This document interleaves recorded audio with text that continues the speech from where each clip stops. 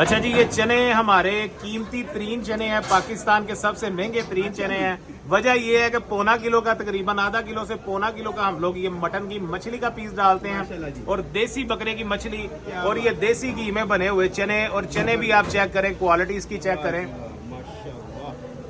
और इसके ऊपर फिर हम लोग लगाते हैं देसी घी का तड़का और उसके साथ जनाब ये हो जाते हैं हमारे चने रेडी। लगाएं जी उस्ताद जी। ये है जी देसी घी का तड़का जी, क्या बात। और हालस देसी घी, जबरदस्त हालस देसी घी आपको पता है 3500 रुपए किलो पड़ता है। ये क्लीन हो गया। तो अच्छा, हम इसकी लोग प्राइस क्या रखी है जी प्याले की? ये सर 3000 रुपए का माशाल्लाह। और मैं 4-5 लोग खा लेंगे बड़े आराम अच्छा से। मैं देख रहा हूँ कि जो आपका ये बर्तन है ये बड़ा डिफरेंट है, नॉर्मली रेस्टोरेंट में ये नहीं होता। ये सर जो खाने का काम प्रोफेशनली करते हैं ना लोग, जिस तरह मैं एक प्रोफेशनल शेफ हूँ, जी वही इसकी क्वालिटी को जानते हैं। क्योंकि तांबा ये दांत है, ये तांबे का है। इसमें शिफा है। वाह। ठीक है जी। और इस दांत में